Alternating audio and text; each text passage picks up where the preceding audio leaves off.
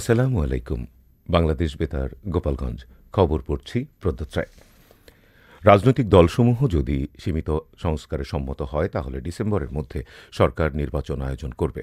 তবে দলগুলো যদি বড় সংস্কার প্যাকেজ চায় তাহলে সাধারণ নির্বাচন কয়েক মাস পরে অনুষ্ঠিত হবে, এমনটাই জানিয়েছেন অন্তর্বর্তী সরকারের প্রধান উপদেষ্টা অধ্যাপক ড মোহাম্মদ ইউনূস।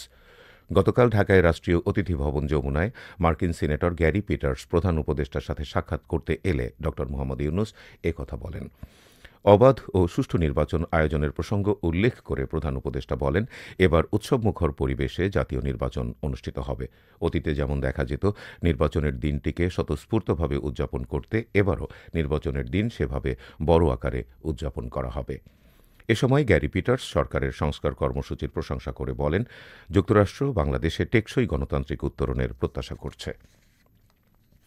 এদিকে কাতারের রাষ্ট্রদূত সেরায়া আলী আল কাহতানি গতকাল ঢাকায় রাষ্ট্রীয় অতিথি ভবন যমুনায় প্রধান উপদেষ্টা অধ্যাপক ড মোহাম্মদ ইউনূসের সঙ্গে সাক্ষাৎ করেছেন। এ সময় তিনি বলেন, সমৃদ্ধশালী উপসাগরীয় রাষ্ট্র কাতার বাংলাদেশের অন্তর্বর্তী সরকারের গৃহীত সংস্কার কর্মসূচিতে পূর্ণ সমর্থন জানিয়েছে।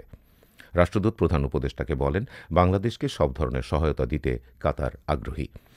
বাংলাদেশের সংস্কার কর্মসূচিতে কাতারের পূর্ণ সমর্থনকে চমৎকার অভিহিত করে অধ্যাপক ইউনূস সে দেশের আমিরকে ধন্যবাদ জানান। তিনি বাংলাদেশের ঘনিষ্ঠ বন্ধু হিসেবে পাশে থাকার জন্য কাতার সরকারের প্রতি কৃতজ্ঞতা প্রকাশ করেন।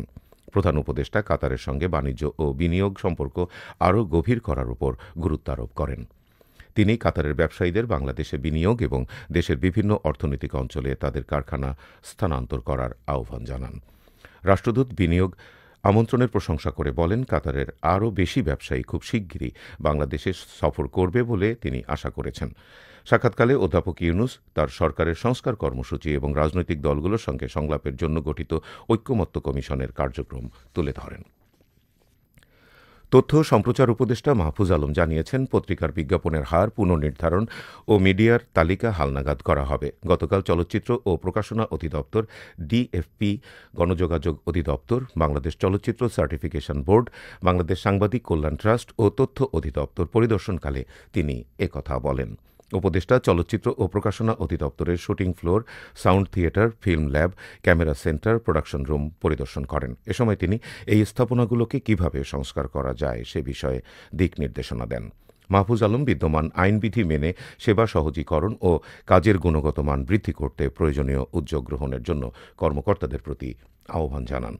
চলচ্চিত্র ও প্রকাশনা অধিদপ্তরের মহাপরিচালক খালেদা বেগম, গণযোগাযোগ অধিদপ্তরের মহাপরিচালক ফাইজুল হক, বাংলাদেশ চলচ্চিত্র সার্টিফিকেশন বোর্ডের ভাইস চেয়ারম্যান মোহাম্মদ আব্দুল জলিল ও বাংলাদেশ সাংবাদিক কল্যাণ ট্রাস্টের ব্যবস্থাপনা পরিচালক মোহাম্মদ আবদুল্লাহ এ সময় উপস্থিত ছিলেন।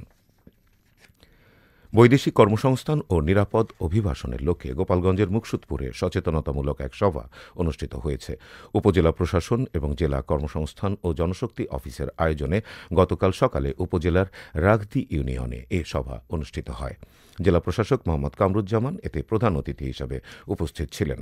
উপজেলা নির্বাহী অফিসার তাসনিম আক্তারের সভাপতিত্বে বিশেষ অতিথি পুলিশ সুপার মোহাম্মদ মিজানুর রহমান, জেলা কর্মসংস্থান ও জনশক্তি অফিসের সহকারী পরিচালক ষষ্ঠীপদ রায়, জেলা নির্বাহী ম্যাজিস্ট্রেট মোহাম্মদ শেবাকতুল্লাহ ও সহকারী কমিশনার ভূমি মোহাম্মদ গোলাম মোস্তফা সহ সংশ্লিষ্টরা এ সময় উপস্থিত ছিলেন। ইফতার ও সাহরির সময়সূচি।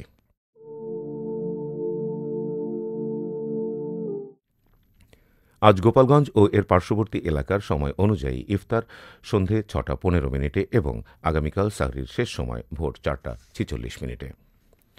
সবশেষে আবহাওয়া।